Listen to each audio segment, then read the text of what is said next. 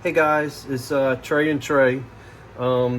We are in the process tonight of converting some of the rest of our battery packs and speed control right now over to 6mm bullet connectors. That's these guys right here. It's a female and the male. These are real good quality connectors and not very expensive. I think you can get about 40 pieces, which is 20 pairs, for right around about in between $10 and $15 off of Amazon, shipped to your door. I like these a lot because it frees up a couple different battery configurations that you can use instead of having to use like for instance, an EC5 connector that come on the bigger batteries and the Dean's Ultras that come on the smaller batteries. You have to make some pretty weird Y harnesses and parallel and series adapters to make things work. It just gets a little bit complicated, so I wanted to simplify things. I switched a couple of the big boats over to these a while back, and I want to just do everything across the board as far as the boats go with the bullet connectors. So anyway, we were in the middle of doing this, and Trey thought it would be a good idea to do a how-to video. And I've been soldering. I'm 51 years old, and I've been soldering since I was Trey's age. So 11 years old, 12 years old, somewhere around there. So I'm pretty good at it. And I just figured that was a good idea, and we will just show you the process right now of what I'm doing. And it's kind of an interesting process because this is pretty small wire. It's 13 gauge, and we're going into a 6mm connector, which has probably, I would call that a 5mm opening in the back. So you kind of have to fill that in when you're soldering these small wires on there. It's a different process for the bigger wires on here. It's a lot easier actually. You just need more heat. But for this, we do. I just do a lot of fill in the solder, and I over tend the wires when I'm ready to put them together. So a couple of things that I have here is I have a little set of needle nose pliers.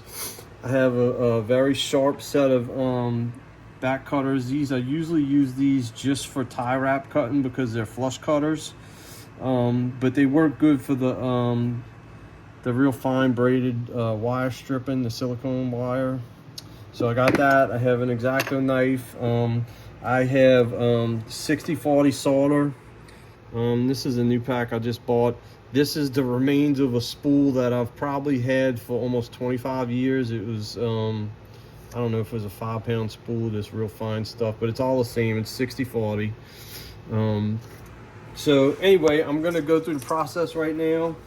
So this is Trey. I had Trey remove the heat shrink very carefully off of these Dean's Ultras. That's something you want to be extremely cautious with when you're trying to remove anything that could cause a dead short. So he was very, very careful, and I monitored him while he was doing this. Again, he's kind of got my blood, so he actually has all my blood. I don't know what I'm saying, but that was retarded. But anyway, so here's the process. So he's got the heat shrink off of there. So I also have this little mini, it's a mini vise. I think this was from Harbor Freight a long time ago. It's a little hobby vise. You can angle head on it. It also has a suction on the bottom, which I don't use because I move it around all over the place.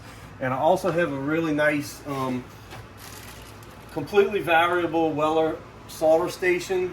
I set my soldering iron pretty hot. It's set to go to 837 degrees. That's the peak temperature right now. And I'm using a fairly small tip, and that's one of the reasons why I keep the temperature up, because this doesn't retain a lot of heat, so it makes it easier for the soldering station to get back up to temperature really quick. It recovers a lot faster with the higher temperature. Anyway, so here we go. So I'm gonna take the Ultra plug and I'm gonna clamp it in the vise. Make sure you're only clamping on the plastic part. And this is going to be the desoldering process. I always clean my tip, it's just a habit. And we're going to apply some heat onto this solder on top of the positive wire here. It's just the easiest one to get to. Sometimes if it takes too long to heat, even when you're desoldering, it makes it easier to add a little bit of fresh solder to it because it'll come off. Anyway, so as it's heating up, I keep my soldering iron pressed on top of it and then move the wire away from it. So that's one wire. Your fingers kind of get used to this. These wires are getting pretty hot, so if you first try this and you burn your fingers on the wire right here, I apologize in advance, but just beware that this is getting really hot. I'm a mechanic. My fingers are just different than regular people, so just so you know. All right, so we got both of those off. I got my finger in between these two wires right now because I don't want them to touch. This is kind of volatile. These batteries are all at storage voltage, so they still got some potency to them. So I'm going to set that down for a second right there. Again, making sure those batteries, those two battery wires are not touching. I'm going to take my Dean's Ultra off of the jig. That's hot, but we're going to move it over here. Trey's filming all my messy stuff. My bench is a mess. It's covered up, but we cleaned it up a little bit just so you guys could see it looking pretty. Anyway, so the way that I do it on the battery pack is I use a female on the positive because that just leaves no terminal exposed on here once we put the heat shrink. Let's show you one of the ones that's already done just so you can see. So this is why the female goes on the positive, because even if this touches, you basically have to try and plug it in for it to be a dead short. So you want to put the male on your negative and female on the positive. And I'll show you something else after I'm finished that I do with the batteries while I have them in storage. It's another safety feature that I use just to keep those from shorting out any kind of way, because I do store them in metal containers. For guys who know about LiPo, you know why you do that. So anyway, so we're gonna do the positive first, just because we want to do the positive first. I don't know. Anyway, so like I said, I over 10 everything when I'm fooling with the small wires, and you want to do that because I want to be able to fill the solder.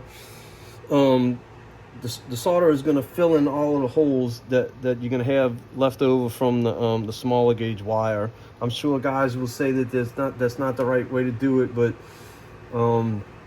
short of doubling up this wire, which I don't really feel is necessary, there's no other way to do it except to fill it with solder. And that will give you a good contact all around inside the connector. So I stick my soldering tip into the hole on the connector, make sure I'm putting a little bit of pressure on the side of it so the heat is transferring to the connector itself. I'm gonna use my solder. This is usually on a spool, but like I said, this is an old one and the spool is broken. So I kind of fill that up the best I can with a little bit of solder, and then I let it sit. It's fine if it dries. I mean, if it cools off. I say dry like it's paint, but it's not. Anyway, so what I'm going to do is I'm going to go back here. So you can see that's probably about 1/8 of an inch that's already been trimmed back, and it's already tinned from the connector before. I'm leaving these wires exactly the same length. So I'm going to come in here, and I'm probably going to take, let's call it another 1/16 off of the insulation. And again, that's because this is going in a big connector. I'm gonna do the same thing with the ground wire here, probably another 1/16, so that would give me I guess, what is that, 3/16? Is it 1/8 plus a 1/16, something like that maybe? Or I don't know, not good at doing math on the fly. Anyway, it's probably wrong, but it's a little bit bigger, you see that. So anyway, like I said, when I'm doing these big connectors in the little wire, I over 10 everything. So this has already got solder on the end of the wire. So I'm going to take my soldering iron, and I want to make sure that I'm kind of holding a little bit of pressure on that wire. And people will tell you got to go onto the wire itself to let it flow in there. If you want to sit here and wait till this heats up, which it will take a lot longer to do, you can do that. I generally touch both the wire and the tip of the soldering iron at the same time, and it starts to flow in there pretty much immediately. So you want to make sure that you got solder around all sides of the wire so you don't have any exposed bare wire. Just because you're going for a full tin. Tinning meaning that you're coating the wire with solder. So that's the ground. And then I'm going to go ahead and do the positive the same way. I'm just going to kind of hold a little bit of pressure on it and then I'm going to touch both the wire and the soldering tip at the same time. Hold that on there. Once you see the solder flow around the sides of it and down to the base of that wire, you can kind of pull your soldering iron back, and then you see how that kind of just made like a little bubble of solder. That's going to help me when I put this in the bigger connector right here. So all right, again, like I said, this stuff is hot. I'm just very used to handling it. This is the female plug. So what I'm gonna do, this is already tinned. This is tinned. I'm gonna put my soldering iron in here. It's gonna heat up pretty quick. And then I'm gonna go ahead and start to put this in the inside of it. And I'm gonna apply heat. You got to be careful because the holes of these connectors, you can if you have a bigger tip on your soldering iron, you won't have this problem. But since this is a small tip, I can kind of block the wire from going in there with this. So as I'm shoving the wire in, I'm going to back the soldering iron out. And anyway, I want to shove this all the way in there as far as I can. It is hot. And then apply heat until the solder looks like it flows and is shiny. It's hot right now on my hands. You can use needle nose or maybe some temperature resistant gloves and kind of hold it as steady as possible. And then I would say after 10 seconds, you'll know the wire will start to kind of stiffen up a little bit. I just pop this loose, and then the weight of the plug is not going to break the wire loose. I've never had a cold solder joint like that. So let's look at it. So I'm going to add a little bit more solder to that. If you can see, it's kind of hollow. Not really. It's just, I'm going to show you for the video purposes anyway what I do. But you see the backside there? It's kind of like a nice little reverse dome shape. Can you see that in the camera, Trey? All right, so that's what we want. That's what I'm going for with this small wire. I'm going to clamp it back in here, and then just make sure the negative doesn't touch anything. You're keeping your positive and your negative away. And all I'm going to do is basically, I'm going to put the soldering iron tip on the connector hole, and then I'm going to add maybe 1/8 of an inch of solder onto it. I'm going to heat it up. Anytime you reheat this stuff, you want it to get back up to a full molten state, because if you don't, you'll get a cold solder joint like that. So anyway, it's hot again. I'm basically doing the same thing like I'm soldering it for the first time. I'm holding it very still. Let's count to 5 because I was already here 5 seconds. 1, 2, 3, 4, 5. And then I'm gonna break that loose. And then that's what we ended up with. So nice shiny solder joint right there. That is the positive connector. It's done. It's still warm, so we're gonna be careful with it. So now I'm going to move on to the negative side. Just be careful as you're setting your battery and your wires down that nothing touches again. I'm trying to go over safety stuff as much as possible. You can run into with these connectors, the female connector has holes on both sides, so sometimes the solder will run out the other side when you're trying to heat it up. So make sure when you're doing those, you kind of want to make both holes parallel. That way it doesn't drip out the bottom side of it. Just something to be aware of when you do like I just did for the retinning and adding the extra solder, that it can go out the other side if you heat it up too long. Anyway, so I'm gonna clamp the this lightly in this vise, just enough so it doesn't move. This vise has little grooves in it, by the way, little channels just for doing stuff like this. I would imagine there's little triangles cut in both each side and on the top. It makes it good for grabbing stuff like this because you don't have to hold it too tight.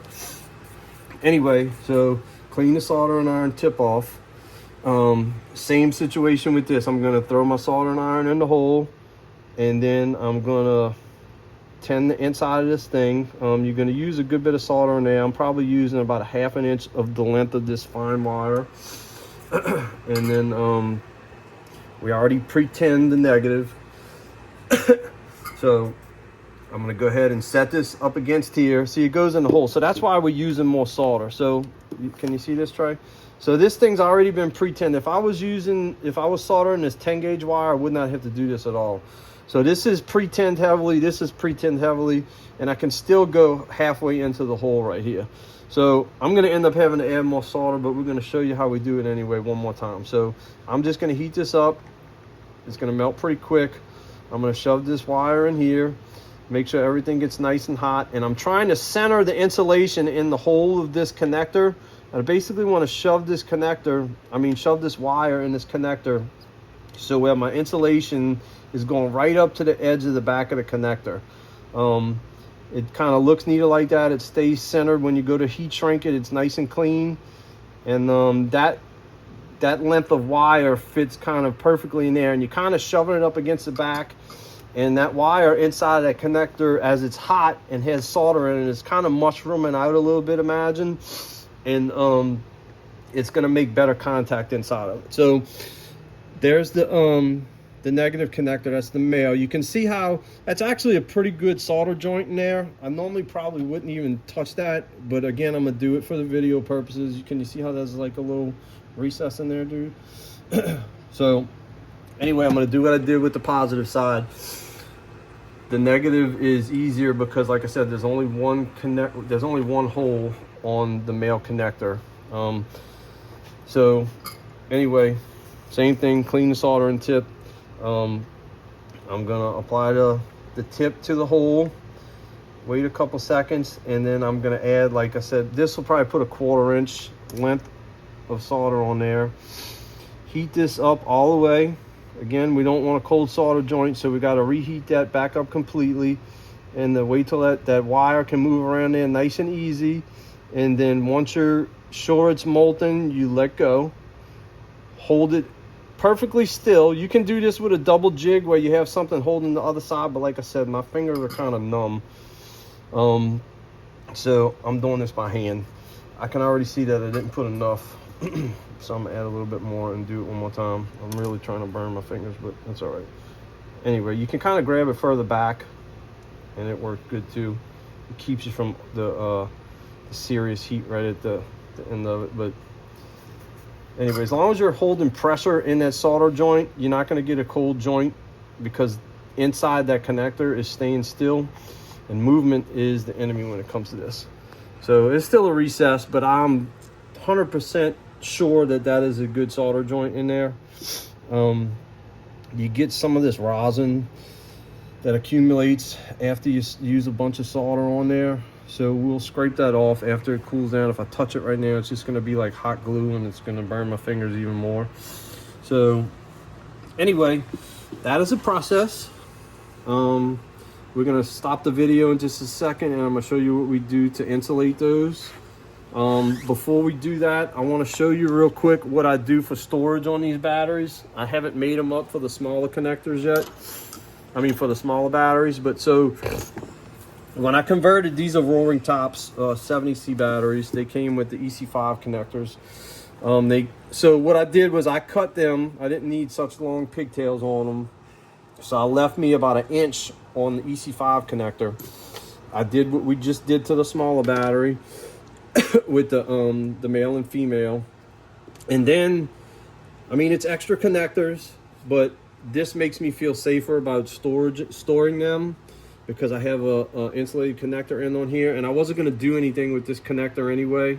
So I soldered ends on this, made it up nice and pretty, and basically I already had adapters for chargers, and I didn't make any adapters for these for charging. So this let me just charge off of my old EC5 connectors on the charger.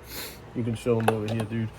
Just see, this is like an adapter and an adapter here with the Ultras to the EC5s. Anyway, so and like I said, most importantly, when I plug these in, I don't have to worry about those being in the metal box and touching anything. They're very secure, and that's how I do it. And I'll probably do the same thing with the smaller batteries and use the Dean plugs that I took off of there. So anyway, I hope that was a helpful video. I'm not going to show you the bigger wire right now, because we got some things to do tonight, and I promised my wife that I was going to be in a little while, which I always do, and I usually end up disappointing her. So she wants to watch some TV with me, and I have to go to work in the morning anyway, because right now I'm still working on Sundays, and this is my last Sunday that I'm working. I am very thankful for. Praise Jesus, and mean that in all the sincerest way. So Anyway, I'm gonna stop this now, and we're gonna come back, and Trey's gonna show you how we heat shrink the ends of it, and then that'll be a wrap for this video. So you guys have a great night, and we will see you next time. All right, guys, I'm back again. I know y'all getting tired of hearing my mouth, but I just wanted to do this part of it for Trey, and he's gonna show you how what the end result is. So the ground connectors, sometimes the heat shrink I'm using is a little bit small. I think this is 1/4 inch, maybe a little bit bigger. This is just a little tip. Sometimes if you can't get this over the end of this I can force it on, but sometimes it's a little bit tight sliding it all the way over. So rather than fight it, I use the ends of needle nose pliers, and then I shove that on there a good bit, and then I kind of open it up just a tad. And then when I do that, it will usually slide right over. I can get it in a position. And what I do with these bullet connectors is I make the heat shrink go just a hair past the lip. That way it sort of curls over on there when it's shrinking on there. And if I don't like the contact point, like if I think it needs to have a little bit more contact, then what I'll do is I'll take a razor knife and I'll just very slowly roll the connector and roll the razor blade over the top of it, and it will cut it flush with the shoulder on the connector right there. But most of the time it shrinks up just about perfect.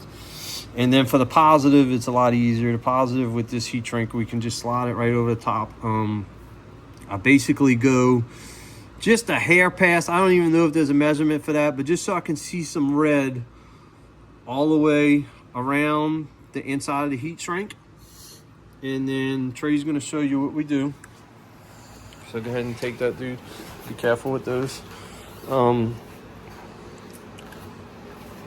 So I have a, this is again a very old but very good heat gun. I want to say this is, actually it's Milwaukee, which surprised me. For some reason I thought this was Craftsman. Anyway, it's adjustable, but we keep it on the highest setting. Anyway, we use the heat gun to do the heat shrink. So Trey's gonna show us what we do there. So we want to try and make sure we don't apply too much heat. So what he's doing is he's heating it up a couple inches away from the tip, and he's rolling it around. And when he gets a nice uniform shrink all the way around it, he's gonna stop. It doesn't take too long with this heat shrink. Now there's also other types of heat shrink that take a little bit longer to shrink. This is kind of like a medium thickness heat shrink, so it's taking as long as what you see. All right, so he's done with that one. He's also being very careful not to touch those wires together, because there's still an outside chance that he could do positive and negative contact there, and we definitely don't want that. Why is it not focusing? There we go. I think that was probably good anyway. But that is the heat shrink process right there. So very good. And we end up with